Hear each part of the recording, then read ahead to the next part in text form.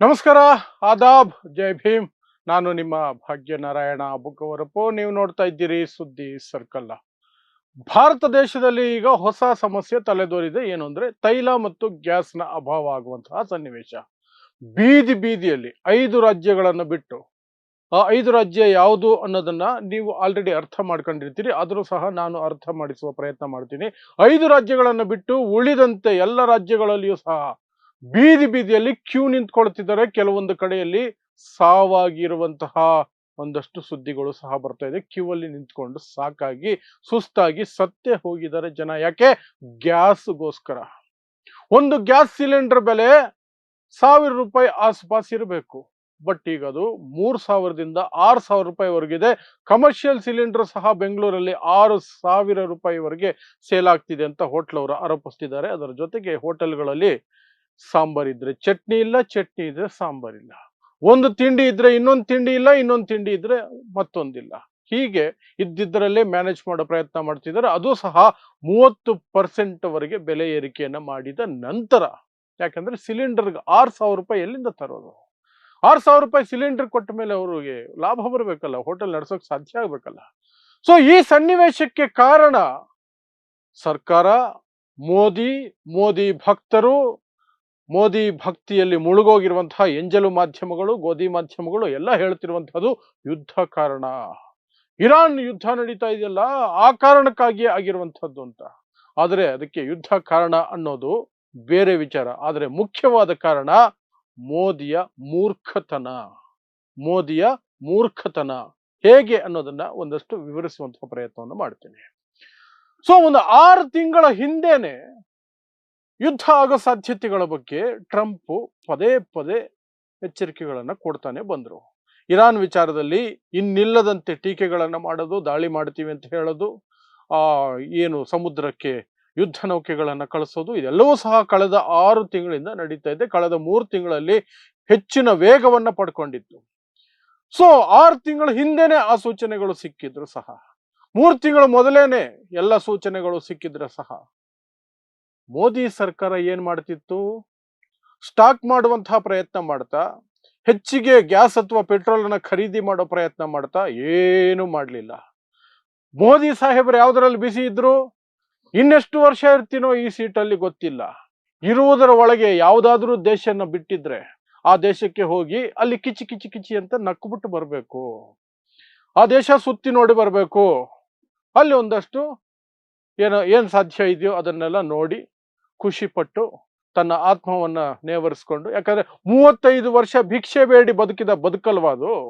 ಸ್ವತಃ ಒಪ್ಕೊಂಡಿರೋದು, ಮೋದಿನೇ ಹೇಳ್ಕೊಂಡಿರೋದು 35 ವರ್ಷ ಭಿಕ್ಷೆ ಬೇಡ್ತಿದ್ದೆ ಅಂತ. ಅಂಥ ವ್ಯಕ್ತಿಯನ್ನ ಆ ರೀತಿಯಾದಂತಹ 8,500 ಕೋಟಿಗಳ ಬೆಲೆಯುಳ್ಳಂತಹ ವಿಮಾನ ನಿಮ್ಮದೇ, ಅದು ನೀವು ಎಲ್ಲಿಗೆ ಬೇಕಾದ್ರೂ ಯೂಸ್ ಮಾಡಿ ಅಂತ ಕೊಟ್ಬಿಟ್ರೆ ಇಂಥದ್ದೇ ಆಗೋದು. ಸೊ 6 ತಿಂಗಳಿಂದ, ಅಟ್ಲೀಸ್ಟ್ 3 ತಿಂಗಳಿಂದ ಯಾವುದೇ ರೀತಿಯಾದಂತಹ ಪ್ರಯತ್ನವನ್ನು ಭಾರತ ಸರ್ಕಾರ ಮಾಡಲಿಲ್ಲ. ಮುಂದೆ ಬರಬಹುದಾದಂತಹ ಸವಾಲುಗಳಿಗೆ, ಶಾರ್ಟೇಜ್ಗಳಿಗೆ ಏನು ಮಾಡಬಹುದು ಅನ್ನೋದ್ರ ಬಗ್ಗೆ ಯೋಚನೆನೇ ಮಾಡಲಿಲ್ಲ. ಕಣ್ಣು ಮುಚ್ಕೊಂಡಿದ್ರು. ಯಾವುದರಲ್ಲಿ ಬಿಸಿ ಇದ್ರು? ಪೆಟ್ರೋಲಿಯಂ ಸಚಿವರು ಎಪ್ಸ್ಟೀನ್ ಫೈಲ್ಸ್ ಅಲ್ಲಿ ತನ್ನ ಹೆಸರು ಬಂದ್ಬಿಟ್ಟಿದೆಯಲ್ಲ, ಅದರಿಂದ ಬಚಾವಾಗೋದು ಹೇಗೆ ಅಂತಿದ್ರು. ಯಾರು ನಮ್ಮ ಪೆಟ್ರೋಲಿಯಂ ಸಚಿವರು? ಹರ್ದೀಪ್ ಸಿಂಗ್ ಪುರಿ. ಎಪ್ಸ್ಟೀನ್ ಜೊತೆಯಲ್ಲಿ ಪರ್ಸನಲ್ ಆಗಿ ಜೊತೆಯಲ್ಲಿ ಕೂತ್ಕೊಂಡು ಊಟ ಮಾಡ್ತಿದ್ದಂತಹ ವ್ಯಕ್ತಿ, ಎಪ್ಸ್ಟೀನ್ ಮನೆಗೆ ಹೋಗಿ ಭೇಟಿ ಮಾಡಿರುವಂತಹ ದಾಖಲೆಗಳು ಸಿಕ್ಕಿರುವಂತಹ ವ್ಯಕ್ತಿ. ಅಂತಹ ವ್ಯಕ್ತಿ ನಮ್ಮ ದೇಶದ ಪೆಟ್ರೋಲಿಯಂ ಮಿನಿಸ್ಟರ್. ಇನ್ನೇನಾಗುತ್ತೆ? ಅವರು ಇದರಲ್ಲಿ ಬಿಸಿ, ಮೋದಿ ಸಾಹೇಬರು ಪ್ರಧಾನಿಗಳು ವಿದೇಶಗಳನ್ನ ಸುತ್ತಕೊಂಡು ಅಲ್ಲಿ ಕಿಚಿ ಕಿಚಿ ಕಿಚಿ ಅನ್ನೋದ್ರಲ್ಲಿ ಬಿಸಿ. ಹಾಗಾಗಿ ಯಾವುದೇ ರೀತಿಯಾದಂತಹ ತಯಾರಿ ಇರಲಿಲ್ಲ.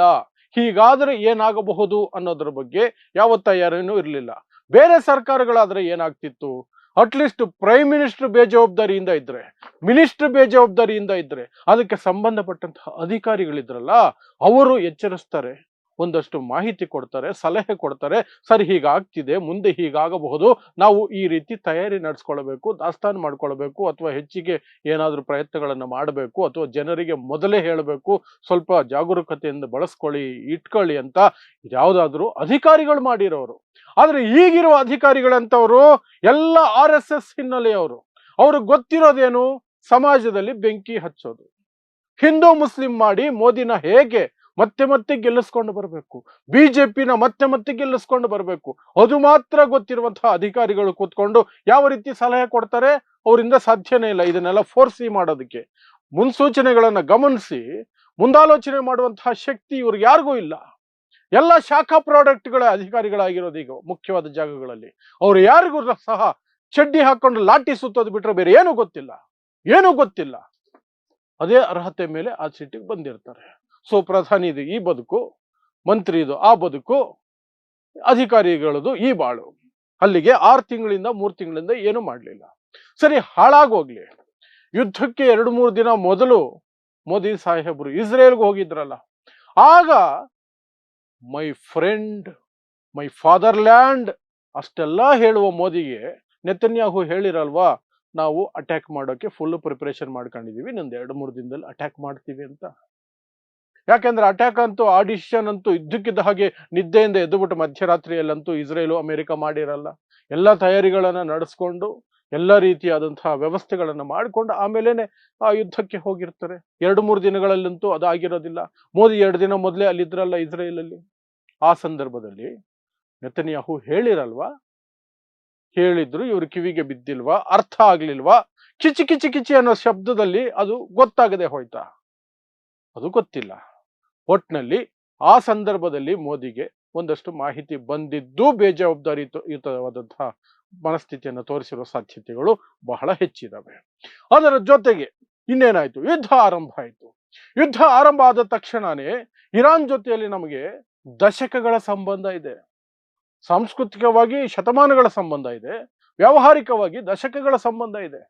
1947ರಲ್ಲಿ ನಮ್ಮ ದೇಶ ಸ್ವಾತಂತ್ರ್ಯ ಪಡೆದಾಗಿನಿಂದ ಇವತ್ತಿನವರೆಗೆ ಇರಾನ್ ಬಳಿ ನಾವು ಆಯಿಲ್ ಅನ್ನ ಪರ್ಚೇಸ್ ಮಾಡ್ತಾನೆ ಬರ್ತಿದ್ದೀವಿ. ಅವ್ರ ಜೊತೆ ಒಳ್ಳೆ ಸಂಪರ್ಕ ಇಟ್ಕೊಂಡಿದ್ದೀವಿ. ಅದನ್ನ ಬಳಸ್ಕೊಂಡಾದ್ರೂ ಹುರ್ಮುಜ್ ಸ್ಟ್ರೈಟ್ ಮೂಲಕ ಒಂದಷ್ಟು ಹೆಚ್ಚಿನ ಹಡಗುಗಳನ್ನ, ಆಗ್ಲೇ ತೈಲಗಳನ್ನು ತುಂಬಿಕೊಂಡಿರುವ ಹಡಗುಗಳು ಅಥವಾ ಅಡಿಗೆ ಅನಿಲದ ಹಡಗುಗಳನ್ನ ಆಗ್ಲೇ ಒಂದಷ್ಟು ಎಕ್ಸ್ಟ್ರಾ ಈ ಕಡೆ ತರಿಸ್ಕೊಳ್ಬಹುದಾಗಿತ್ತು, ಮಾತಾಡಬಹುದಾಗಿತ್ತು. ಆದ್ರೆ ಅದಕ್ಕೆ ಅವಕಾಶ ಇಲ್ಲದಂಗೆ ಮಾಡ್ಕೊಂಡ್ರು. ಯಾಕೆ? ಅಮೆರಿಕಗೆ ಹೆದರಿ.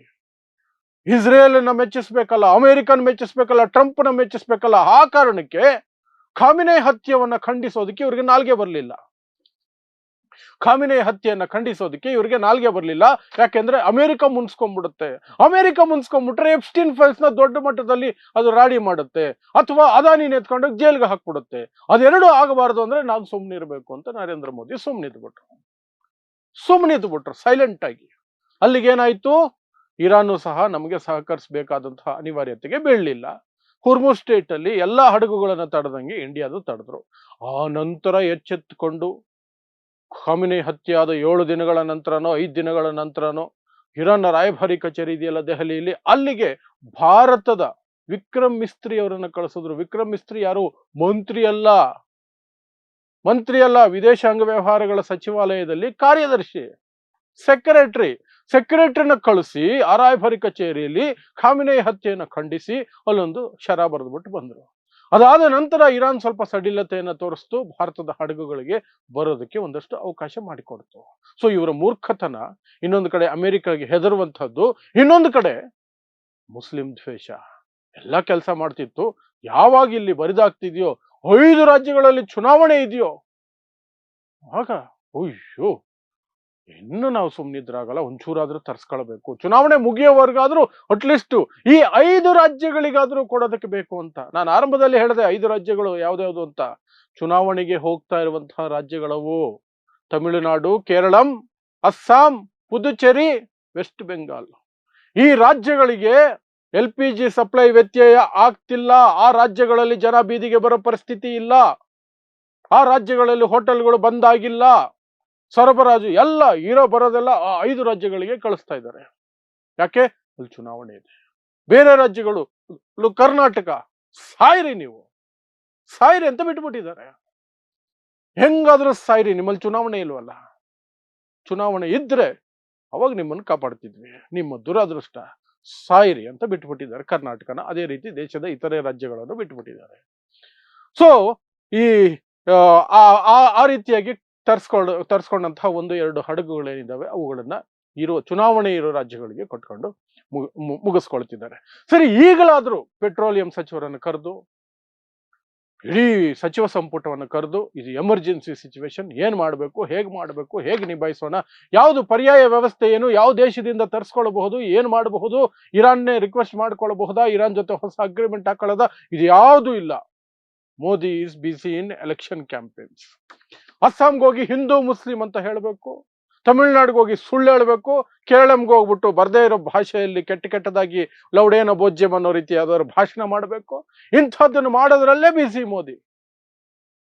ದೇಶದಲ್ಲಿ ಯಾವ ಎಮರ್ಜೆನ್ಸಿ ಇದ್ರೂ ಸರಿ ಅದೆಲ್ಲ ಪಕ್ಕಕ್ಕೆ ತಳ್ಳಿಬಿಟ್ಟು ಎಲೆಕ್ಷನ್ ಕ್ಯಾಂಪೇನ್, ಒಂದು ವಿದೇಶ ಯಾತ್ರೆ, ಅಲ್ಲಿ ಕಿಚಿ, ಇಲ್ಲ ಎಲೆಕ್ಷನ್ ಕ್ಯಾಂಪೇನ್ ಅಲ್ಲಿ ಸುಳ್ಳು ಹೇಳ್ಕೊಂಡು ದ್ವೇಷ ಬಿತ್ಕೊಂಡು ಓಡಾಡೋದು. ಇದು ಬಿಟ್ರೆ ಬೇರೆ ಏನೂ ಇಲ್ಲ. ಸೊ ಅದೇ ಮೂರ್ಖತನ ಮೋದಿದು ಅಂತ ಹೇಳ್ತಿರೋದು. ಇನ್ನು ಇದಕ್ಕೆ ಏನು ಮಾಡಬೇಕು ಅಂತ ಗೊತ್ತಿಲ್ಲ ಇವ್ರಿಗೆ.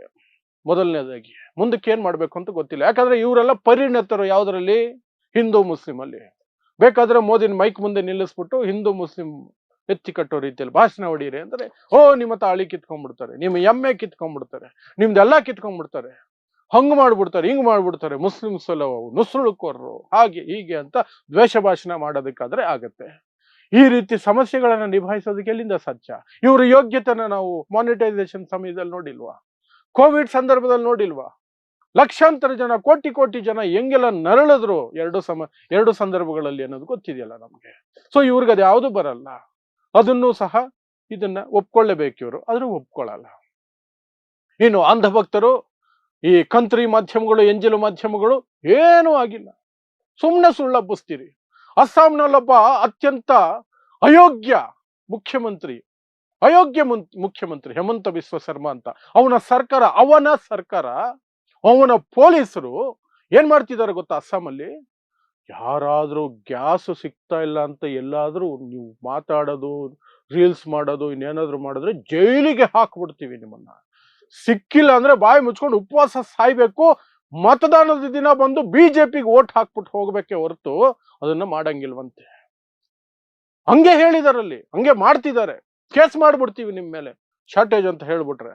ಗ್ಯಾಸ್ ಬಗ್ಗೆ ಯಾರು ಮಾತಾಡಂಗಿಲ್ಲ, ಸೈಲೆಂಟ್ ಆಗಿರ್ಬೇಕು. ಇಲ್ಲಾಂದ್ರೆ ಸುಳ್ಳು ಸುದ್ದಿ ಎಬ್ಬಿಸ್ತಾ ಇದ್ದೀರಿ ಅಂತ ಹೇಳಿ ನಿಮಗೆ ಸಮಾಜದಲ್ಲಿ ಆತಂಕ ಬಿತ್ತಾ ಇದ್ದೀರಿ ಅಂತ ನಿಮ್ಮ ಮೇಲೆ ಕೇಸ್. ಸೊ ಈಗ ಯೋಚನೆ ಮಾಡಿ, ಶಾರ್ಟೇಜ್ ಆಗಿರೋದು, ಗ್ಯಾಸ್ ಸಮಸ್ಯೆ ಬಂದಿರೋದು, ಪೆಟ್ರೋಲ್ ಸಮಸ್ಯೆ ಬರ್ತಾ ಇರೋದು, ರೇಟುಗಳ ಸಮಸ್ಯೆ ಬರ್ತಿರೋದು, ಎಲ್ಲ ಸಮಸ್ಯೆಗಳಿಗೂ ಕಾರಣ ಇರಾನ್ ಯುದ್ಧನ, ಮೋದಿಯ ಮೂರ್ಖತನನ. ನೀವೇ ಯೋಚನೆ ಮಾಡಿ ಇಷ್ಟು ಅಂಶಗಳನ್ನು ಇಟ್ಕೊಂಡು. ಆಗ ನಿಮ್ಗೆ ಸ್ಪಷ್ಟವಾಗಿ ಅರ್ಥ ಆಗುತ್ತೆ ಯಾವ ಕಾರಣಕ್ಕೆ, ಯಾರಿಂದ ಏನಾಗಿದೆ ಅಂತ ಅಷ್ಟೇ. ಸೊ ಇಂತಹದೇ ವಿಶೇಷ ಸುದ್ದಿಗಳಿಗಾಗಿ ನೋಡ್ತಾ ಇರಿ ಸುದ್ದಿ ಸರ್ಕಲ್. ನಾನು ನಿಮ್ಮ ಭಾಗ್ಯನಾರಾಯಣ ಬೊಗವರಪು.